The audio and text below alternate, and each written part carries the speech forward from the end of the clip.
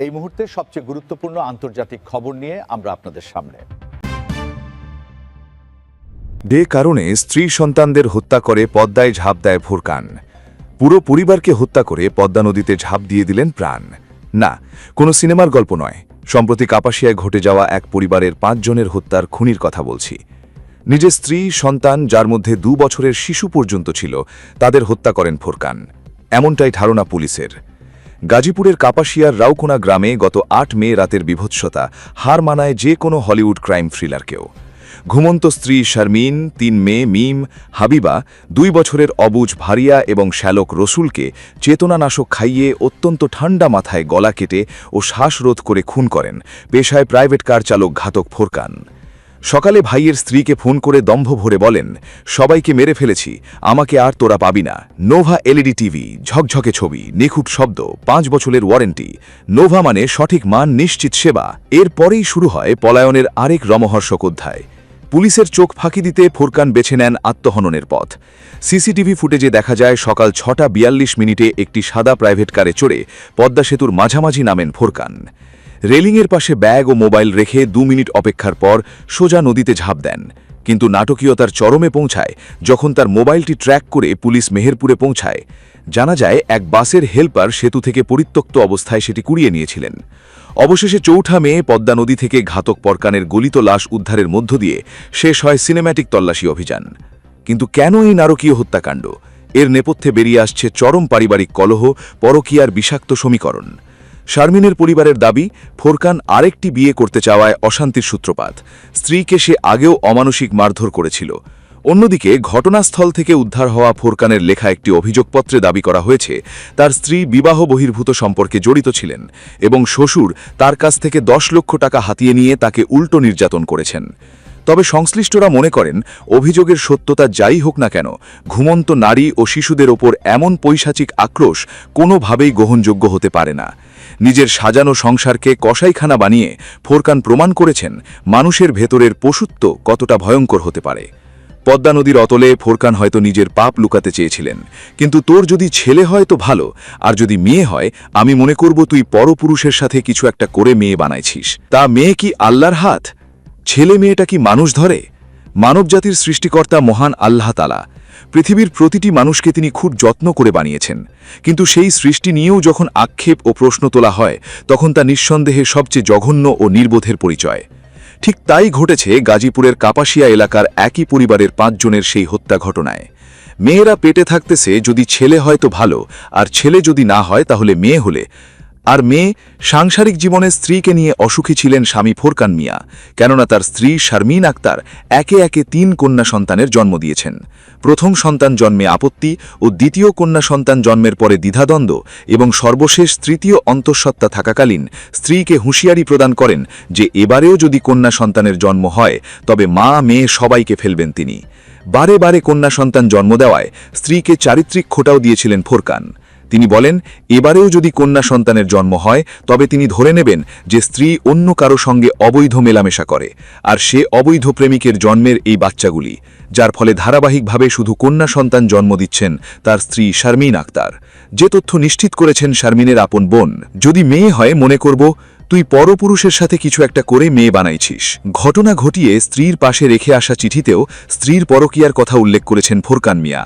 তার মতে, স্ত্রী শারমিন আক্তার তার আপন খালাতো ভাই রাজুর সঙ্গে অবৈধ মেলামেশা করত। তিনি যখন ভাড়া চালিত গাড়ি নিয়ে বেরিয়ে পড়েন, ঠিক তখনই তার স্ত্রী পরকীয়া প্রেমিকের সঙ্গে রঙ্গলীলায় মেতে ওঠে।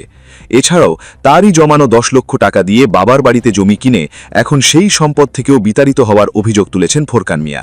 যদিও এই গল্পের সত্যতা এখনও প্রমাণিত হয়নি, তবে শারমিনের বোন যে তথ্য দিয়েছেন তাতে ফোরকানের টার্গেট ছিল স্ত্রীকে হত্যা করা, কেননা ঘরে বউ রেখে পরনারীর কাছে যেত ফোরকান, যেটা সাংসারিক কলহ বাড়াতে থাকে। অতঃপর সেই সূত্র ধরে হত্যার ঘটনা ঘটায় ফোরকান। তবে বোনকে নিয়ে ভাইয়ের প্রতিবাদ। চীনে থেকে কোনো চুক্তি ছাড়া ট্রাম্পের ব্যর্থতার মাঝেই পারমাণবিক ইস্যুতে এক হল রাশিয়া ইরান।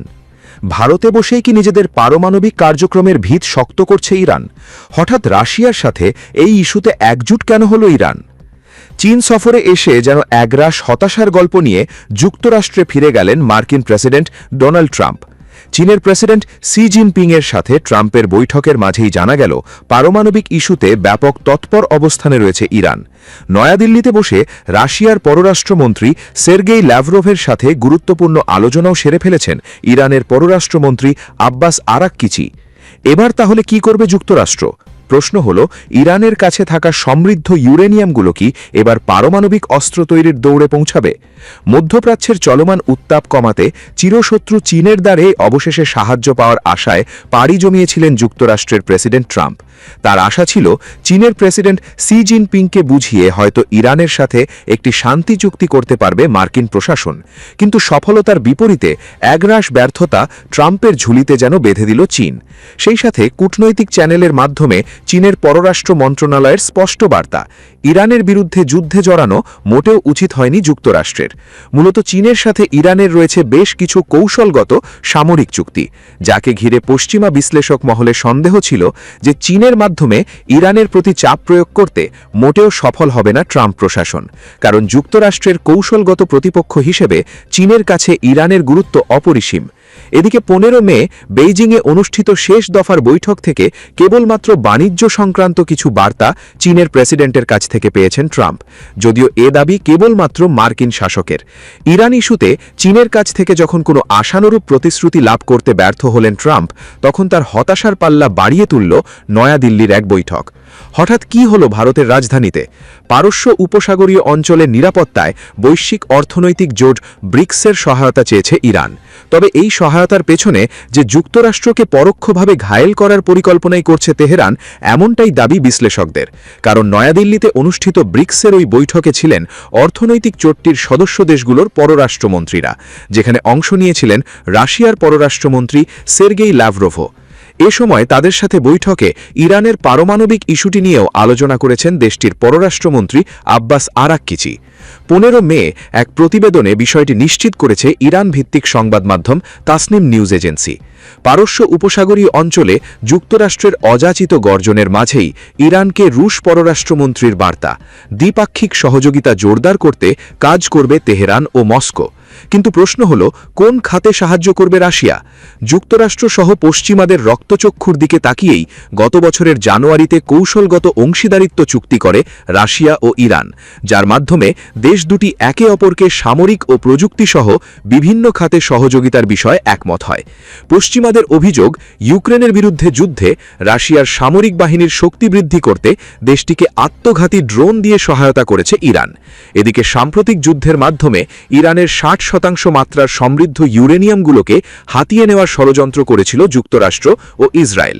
তবে সে যাত্রায় ব্যর্থ হয় ইহুদিবাদীরা। কিন্তু ইরানকে ঘিরে ষড়যন্ত্রের ছক তৈরিতে পিছিয়ে নেই ইসরায়েল। তাই তো দেশটির প্রধানমন্ত্রী বিনিয়ামিন নেতানিয়াহু সম্প্রতি বলেছেন, ইরানের কাছে এখনও সমৃদ্ধ ইউরেনিয়াম রয়েছে, যা দিয়ে পারমাণবিক অস্ত্র তৈরি করা সম্ভব। সেগুলো আমাদের বের করে আনতেই হবে। ইরানের বিরুদ্ধে আমাদের যুদ্ধ এখনও শেষ হয়নি। কি বুঝলেন ভাই? অনলি যেটাই চাই। তবে ইরানের বিরুদ্ধে পুনরায় যুদ্ধে জোড়ালে যে ইহুদিবাদীরা নিজেদের বিপদ নিজেই ডেকে আনবে, সে হুঁশিয়ারি দিয়েছেন ইরানের পার্লামেন্টের জাতীয় নিরাপত্তা ও পররাষ্ট্রনীতি কমিশনের মুখপাত্র ইব্রাহিম রেজাই। এ প্রসঙ্গে তিনি বলেছেন, আমাদের দেশের বিরুদ্ধে ইহুদিবাদীরা পুনরায় হামলা চালালে আমরাও বিকল্প ব্যবস্থা হিসাবে ইউরেনিয়ামের সমৃদ্ধকরণের মাত্রা 90% উন্নীত করব। বিষয়টি পার্লামেন্টেও খতিয়ে দেখা হবে। বিশ্লেষকরা বলছেন, ইরান অবশেষে ইউরেনিয়ামের সমৃদ্ধকরণ 90% মাত্রায় নিয়ে গেলে তা দিয়ে দেশটি একাধিক পারমাণবিক অস্ত্র তৈরি করতে পারে। ইরানের জন্য সবকিছু করতেই প্রস্তুত রাশিয়া। শুনতে অবাক লাগলেও এমন ঘোষণা দিয়েছে বিশ্বের অন্যতম পরাশক্তি রাশিয়া। যদি এমন ঘোষণা সত্যিই হয়, তার মানে আসলে কি? তবে কি রাশিয়াও যুদ্ধে জড়াবে ইরানের জন্য? রাশিয়ার পররাষ্ট্রমন্ত্রী সের্গেই ল্যাভরভ এক বার্তায় স্পষ্টভাবে জানিয়ে দিয়েছেন, ইরানের বিরুদ্ধে যুক্তরাষ্ট্রের চাপিয়ে দেওয়া যুদ্ধ শেষ করতে যে কোনো ধরনের সহায়তা দিতে প্রস্তুত মস্কো। ইরানের পররাষ্ট্রমন্ত্রী আব্বাস আরাককিচির সঙ্গে এক টেলিফোন আলাপে এই সমর্থন পুনর্ব্যক্ত করেন তিনি। ফোনা আলাপে মধ্যপ্রাচ্যের পরিস্থিতি নিয়ে বিস্তর আলোচনা করেন ল্যাভরভ এবং আরাককিচি। এই সময় উদ্বেগ জানানোর পাশাপাশি যুদ্ধে রাশিয়ার অবস্থানও পরিষ্কার করেন রুশ পররাষ্ট্রমন্ত্রী। এই আগ্রাসী যুদ্ধের অবসান হওয়া জরুরি বলেও মন্তব্য করেন তিনি।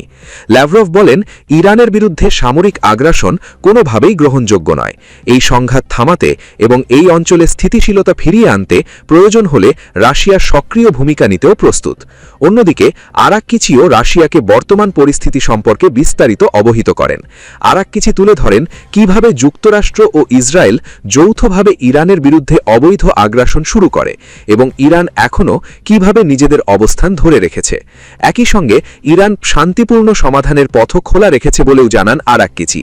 এর আগে চলমান পরিস্থিতির প্রেক্ষাপটে রাশিয়া সফর করেন ইরানের পররাষ্ট্রমন্ত্রী। সেখানে বর্তমান সংকট নিয়ে রাশিয়ার শীর্ষ নেতৃত্বের সঙ্গে সরাসরি আলোচনা হয়।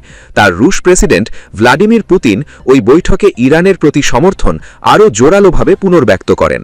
এছাড়াও যা কিছুই ঘটুক না কেন ইরানের পাশে থাকার কথা জানান রুশ প্রেসিডেন্ট। পুতিন আরও বলেন, তেহরানের সাথে কৌশলগত সম্পর্ক আরও গভীর করতে চায় মস্কো। একই সঙ্গে মধ্যপ্রাচ্যে স্থিতিশীলতা ও শান্তি প্রতিষ্ঠায় নিয়মিত সব ধরনের পদক্ষেপ নিতে রাশিয়া প্রস্তুত বলেও মন্তব্য করেন পুতিন।